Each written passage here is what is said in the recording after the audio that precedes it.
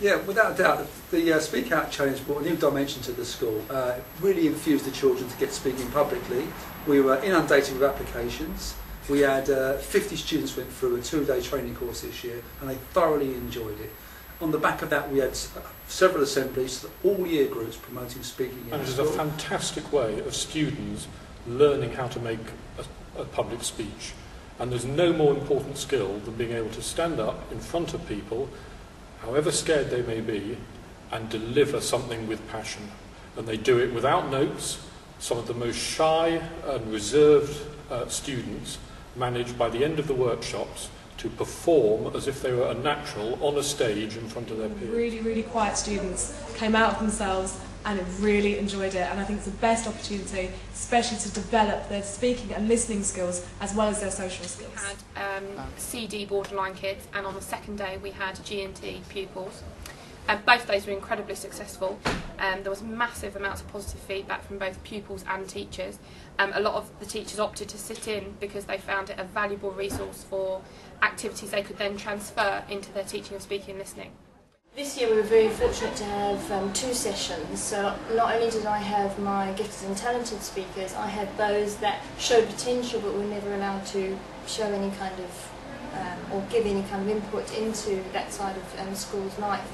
And so they had the opportunity to take part as well, and it was wonderful to see them actually shining. And in fact, some girls we ensure a wide variety of students attend the workshops, not just the high ability, but those who perhaps are shy, those perhaps who lack motivation, or perhaps feel disaffected at school.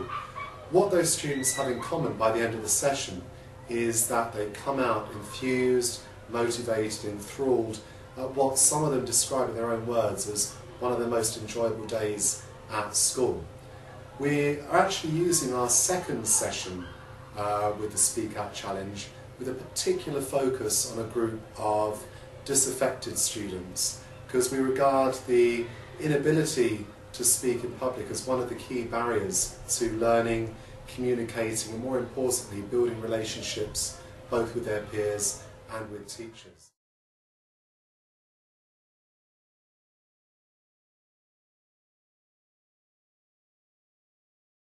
Last year, definitely, we had a small cohort of about 25 students who did the Speak Out Challenge workshops, and it was quite interesting to see their, particularly in the English language GCSE speaking and listening grades, those improved.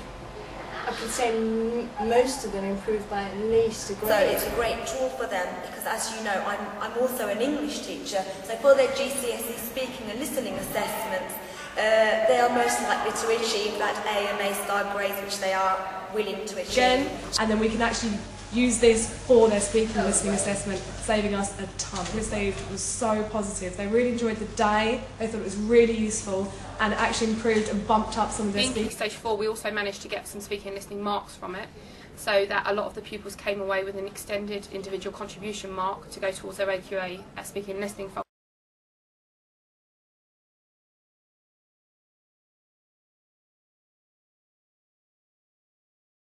I've seen some changes with them. The way they carry themselves is it's a lot more. The students themselves will tell you that, or they certainly tell me that they themselves feel a lot more confident after they've had the initial day's training.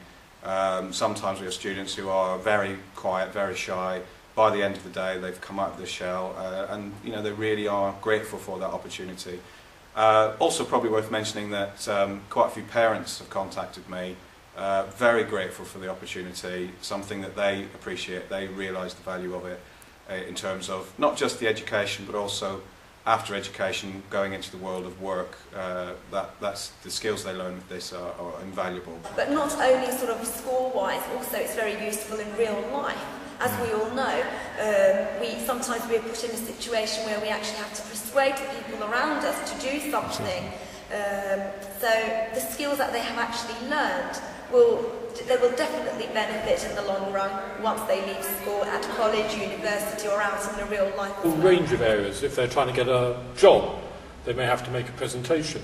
If it helps with interviews to get to university, it will help in a lot of their careers. If they go into the law, if they go into management. And the attributes that that's going to give to them is going to put them, not only level the playing field in terms of jobs and future employment, that's, you know, that'll give them that edge, because I don't think they'll never lose that. I think that the most important thing that came out of the day was that it proved to us yet again that speaking and listening is one of the most important skills at Key Stage 4, not only to enable them to achieve the C and above, but also to enable them to be rounded, active citizens with the ability to speak passionately and informatively about subjects that they care about, and to listen intently and to be active listeners. As a languages specialist, I find it fantastic because they're able to do their presentation work. They can now stand up and they've got the confidence not to depend on notes, to be able to make a presentation for 2 to 3 minutes without any kind of visual support is fantastic. I teach Spanish and French. A lot of our students who are GCSE students in French and Spanish have actually been able to use it for extra confidence before they do their GCSE oral exams, so there's a cross-curricular link there, which is great.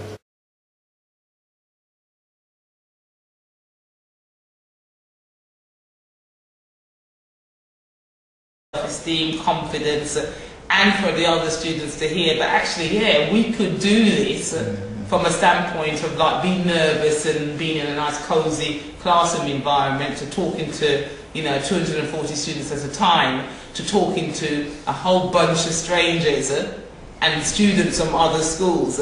That's probably one of the most important experiences. They've spoken to 1,300 people. 1,300 people? They've spoken to the whole school. They've delivered their, and as they've delivered their assemblies, they've got better and better, and confidence is growing. Well, they spoke out in all the assemblies in each year group. Each year group is a minimum of 240 to 247 students, plus approximately 12 to 15 members of staff in our theatre. So it's quite a crowd.